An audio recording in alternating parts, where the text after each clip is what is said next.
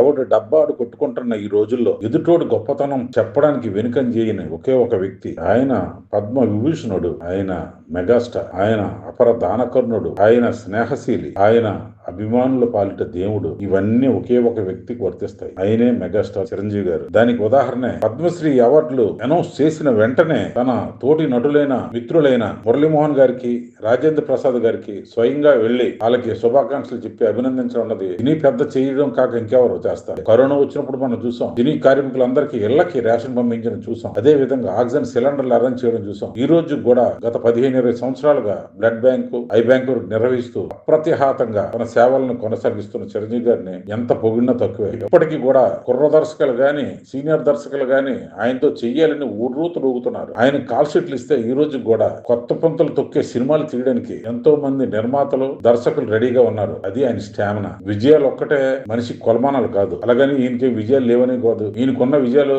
చిత్ర పరిశ్రమ ఎవ్వరికీ లేవు. అది గంట పదని చెప్పొచ్చు. ప్రతి సంవత్సరం పాటు ఆయన నటించినంత కాలం ఒక సూపర్ డూపర్ ఇండస్ట్రీ ఇట్టించిన ఘనత ఆయన ఒక్కరికే ఉంది, మరి ఎవ్వరికీ లేదు. కనుక చిరంజీవి గారు నిజంగా సినిమా తల్లికి పెద్ద కొడుకే. ఈ రోజు చెప్తున్నాను, రేపు ఇదే మాట. ఖచ్చితంగా చిరంజీవి గారి ఇండస్ట్రీ పెద్దే. ఇది ఒప్పుకొని మూర్ఖుల కోసం మనం డిస్కస్ చేయాల్సిన అవసరం లేదు. అంత ఖాళీ కూడా ఎవరికి లేదు. ఈయన్ని బాలకృష్ణ గారు, నాగార్జున గారు, వెంకటేష్ గారు, వర్ధమాన్ నటులు, ఇంకా వాళ్ళ కుటుంబ సభ్యులు అయితే ఇంకా చెప్పాల్సిన అవసరం లేదు. అందరూ కూడా అభిమానిస్తారు. ఎవరో ఒక ఉన్కెస్క గొట్టం అంగీకరించకున్నంత మాత్రాన మనం ఈయన్ని తీసిపాల్సిన అవసరం లేదు. ఆ వ్యక్తులు ఎవరో మీకు తెలుసు. అయినా ఇప్పుడు ఆ వ్యక్తుల కోసం ప్రస్తావించడం అనవసరం కూడా. అయినా ఎదుటి మనిషిని గౌరవించడం అన్న విషయం మాత్రం ఎవరికైనా ఆదర్శవంతంగానే ఉంటది. చిన్నోళ్ళైనా పెద్దోళ్ళైనా ఆప్యాయంగా ఆలింగనం చేసుకొని మాట్లాడతారు. చిరంజీవి గారితో నాకు ఒక అనుభవం ఉంది. ఆయన ప్రజారాజ్యం పెట్టిన కొత్తలో నేను ఆయనకి నా సహచర మిత్రులతో కలిపి అభినందించడానికి వెళ్ళేటప్పుడు నేను ఒక బొకే తీసి ఆయనకి ఇస్తుంటే ఆయన నా మీద సీరియస్ అయ్యారు. నాకు అర్థం కాలేదు ఎందుకు సీరియస్ అయ్యారంటే. ఆయన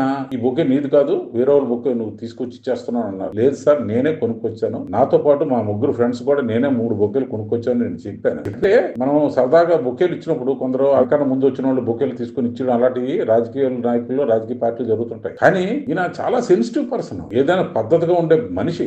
నాకు అప్పుడే అర్థమైంది. అది నాకు ఒక విధంగా చెప్పాలంటే కొద్ది బాధ కలిగించే విషయమే.